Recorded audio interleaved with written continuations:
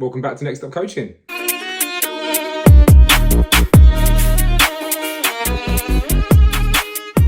Yes guys, Danny here for episode 2 of the Road to Glory. Hope you guys are doing well. Thank you so much for the support on the first episode. Only went out a couple of days ago, but the support has been crazy. Everyone seems to be giving me a lot of prep and a lot of confidence and motivation going into it to keep going and keep pushing forwards. So what a way to start it off. It's crazy for me to think again how this was just an idea that I've always wanted to do, but I've never had the time or the motivation levels to do it. And now I'm getting really into it and just thinking of what new ideas I can come up with. How can I execute it? What's it going to look like? What's it going to sound like? And it's going to be something I can really dig my teeth into going forward into the season. So yeah, we are back for episode 2 of the Road to Glory. This week's going to be a little bit more interesting as well, so don't you worry. I know it wasn't just me talking. We're going to start off in the HQ. I might have a little title screen for the HQ as well, it's important. But today is actually one of my first sessions back coaching. I've got one session tonight with my under 15 boys, and then tomorrow I've actually got a couple of really fun sessions with a few of the boys back at NXT-UP, the younger boys, dusting off a few cobwebs and getting them back into pre-season. And of course, I'm going to be taking you guys along with me on this journey with me, and we're going to go through a couple of my session plans, which I've got. I'm going to run you through them. I'm going to give detailed demonstrations of how they work. I'm going to film, hopefully, bits and bobs of the session plan going forward, and then I'll film my reaction and my feedback, a little reflection piece on it later on as well.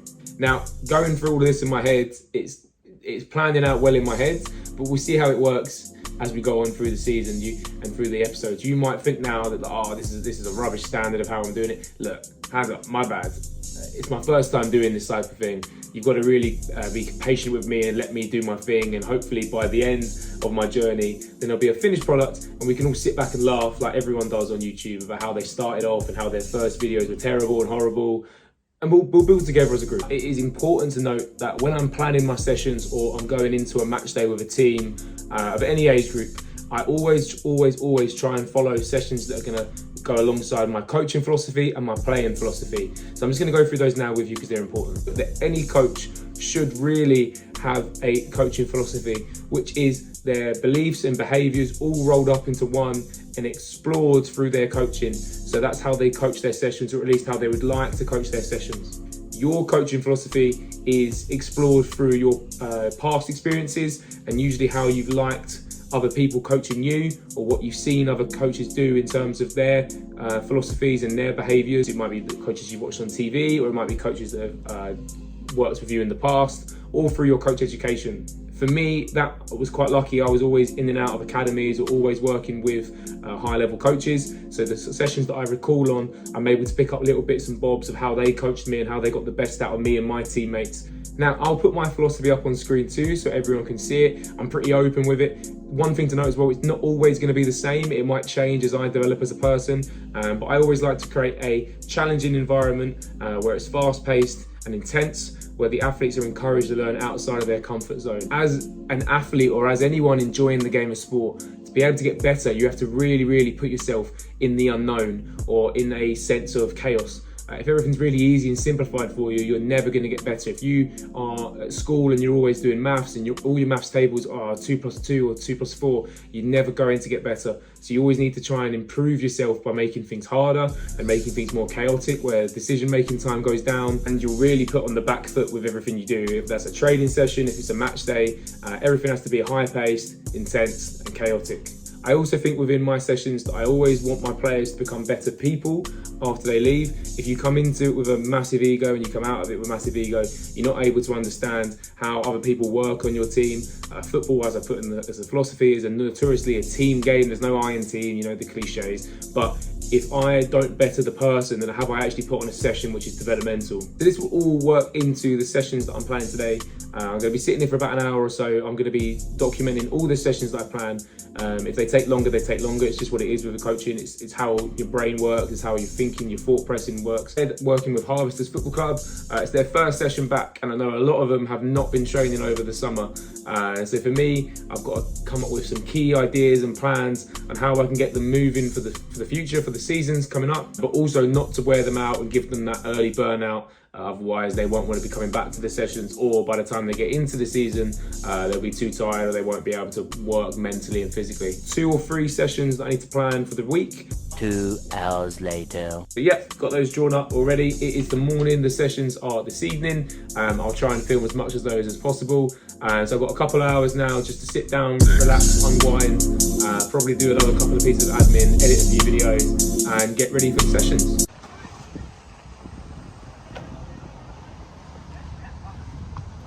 So I'm just going to talk over the highlights of the session. I managed to film a few clips and obviously pause to see my session plans. Obviously it started off with a possession-based drill based around noughts and crosses, so very fun, very enjoyable, and constant fitness for the boys as well, and they seem to enjoy that. Then we went on to some technical dribbling, along with a little bit of fitness. I said the only bit of fitness they'll do is about 15-20 minutes of running, involving sort of running with the ball and running without the ball, before we then moved on to some 1v1s in a little rondo, little nutmeg there from Eddie. And a lot of the boys liked this drill as well. It was consistent, it had different variations to it, including passing and sort of dribbling 1v1. And then yeah, got them into a match to finish. Very high pace, intense, sort of small-sided games, wasn't making the pitch too big. And that was the first session. Good morning. Early start today. I've got to be quiet. My girlfriend's still in bed. But yeah, off to the park today. Going to be doing a couple of pre-season fitness sessions for a few of the boys and girls. Dust off a few of those cobwebs before the start of the season. And yeah, I'll see you again at the park. So we are down at the park. I just sit up. I've got here a little bit early. As a coach, this is the most satisfying thing, where you can get to a session early, even if it's not your own. Lots of fitness. Lots of running with a ball, no unnecessary fitness, a little bit of agility work too. And yeah, let's get straight into it. So I started off just with some dribbling. I wanted to do this at a high pace in an interval, so 20 seconds off, 20 seconds on. Then went into some technical touches, including some kick-ups using different parts of your feet. They seem to enjoy that. Before we then on to some technical movement and fitness training, just with and without the ball, reactions, quick feet, moving into a space, and then the ability to run in different directions, changing feet, changing patterns before a sprint to the race and the finish. This worked really well as a drill with and without the ball. It was high intensity, it was very, very competitive, and it made the players understand and think about their movements with the ball rather than just like headless chickens running. They had to get their heads up, they had to look where the pass was, they had to look where the gates were. And just finished off with a game, as they were quite tired. You know, it was an hour-and-a-half session for under 9 boys. Just had to get them running, and so I had one team off at all times. Look at his goal, by the way, straight over the keeper. Rinsed and repeated for the older boys, just with a little bit fewer of the variations, but started off increasing the times on the interval training. Then made them play a game which I like to call the 100. I'll be posting a different video about that soon, just in how we play that, because it's really useful for football. They really enjoyed the dribbling drills as well. I extended the length of how many colours I would call, just to give them a little bit more of a challenge. And they're really competitive, that group.